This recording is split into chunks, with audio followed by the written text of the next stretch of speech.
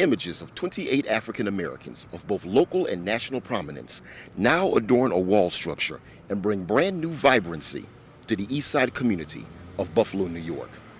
The Freedom Wall is a collaborative effort between the Albright Knox Art Gallery's Public Art Initiative, the Michigan Street Heritage Corridor, and a committee of various community stakeholders who would spend a number of months selecting figures, past and present, to be showcased, as well as the local artists who would bring the images to life. The Niagara Frontier Transportation Authority provided the extensive concrete wall, which is a part of their facility.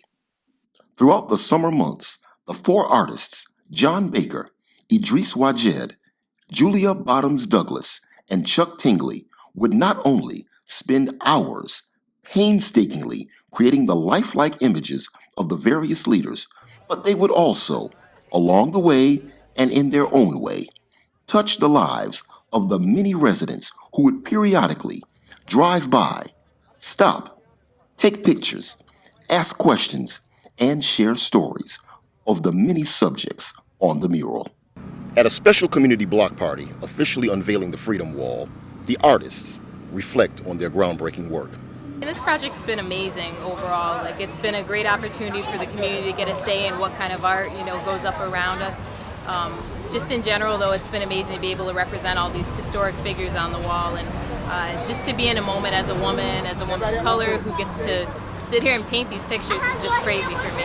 I still haven't really found the words, honestly. It only was about a week and a half ago that I actually finished, but the journey in doing it, I learned a lot. I learned a lot about myself. I overcame some things as well, some obstacles, some doubts, because it's a large scale. This is the largest that I've worked, to date. And so walking into it, I had some doubts, but I was confident in my ability to push through. And so for me personally, it was also growing for me. And also the wall proved the challenge of its own too, because the texture isn't smooth, it isn't paper smooth. As you see, there's ridges in it, pretty deep ridges as well. So you had to do a lot of problem solving in order to get that likeness up on the wall. Each artist had their own approach in doing that, but I'm happy with how mine turned out. It's true to my work, which is all line driven. I can work on this for a whole nother 2 months and still not be finished. But you get to a certain point and say it's done. Because there's always some little something that you see, and let me add a little bit of this, a little bit of that. But just to see them all together collectively like this, knowing where we started from, before the primer, it's amazing to me. With our subjects, each of us got half national, half local. Each of us had 7 figures. To me, it really meant a lot, especially to do the local figures, because there's so many people here in Buffalo that don't always get the recognition that they deserve, and we have this rich history, so it was really meaningful, especially to do people like Arthur Reeve, who have really contributed to making Buffalo better and just been on the forefront of civil rights. So for me, that was amazing. It's almost like a marathon, right? People can run marathons alone, but when you have somebody in front or behind you, you kind of can, lend on somebody to push you or make you to push faster and move forward and continue going. So that's what the other 3 artists and all 4 of us together kind of lent to each other, was like, peek around the corner like, dude, we can do this, you got this. Or we would say, well, what do you think about this? We would bounce ideas off of each other, because in the end, even though we all individually have our own works, there's a whole piece that reads as a whole. So it had to be teamwork. We couldn't have any egos in this, or else it wouldn't have turned out as good as it does. So that's what that relationship was about. We formed a relationship with each other as well, not as artists, just as people, parents, some of us. So it was a journey. Like I said, it was a journey, and it was a school. It was almost like school in the larger life aspect of things.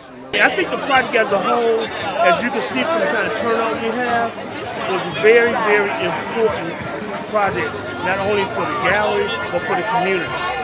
We artists got the opportunity to do what we do, and that was great for us. But for the community to have the support that they have now for this particular project, that to me is more important than anything else. Some of the local subjects featured on the Freedom Wall, while extremely moved by their inclusion, are hopeful that this becomes a living museum for generations to come. Art is so important in any community. It inspires people. It gives people hope. And the artists who did this work are just such tremendous talents. We have so many others. We have hundreds of people in our community who are so talented, but that message doesn't always get out there. That's true. You know, we get all the negative. You know, so that's why this is such a beautiful event, especially for our young people. Because right down the school, we got down the street we have Performing Arts Academy, and I know that when the young people pass here, it really must inspire them and teaches them. And I'm glad they put the bios up so they will know. Yes. If I were teaching, every one of my students would have an assignment. You must do an essay on the Freedom Wall.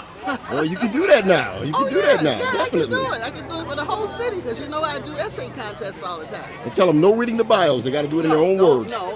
No, because I'm going to read the bios and I'm going to know what's on there. So Exactly. you got to do it yourself. But Okay. yeah, this is a wonderful event. It's so good to see so many people out here. And my son said, "Ma, you got on the hat." I said, "Yes, I'm known for these hats. There's nobody else in the city of Buffalo that has a hat like this." See, I go to the movies and I go downtown and they keep singing, "Jay, stop hanging around." But it's been a long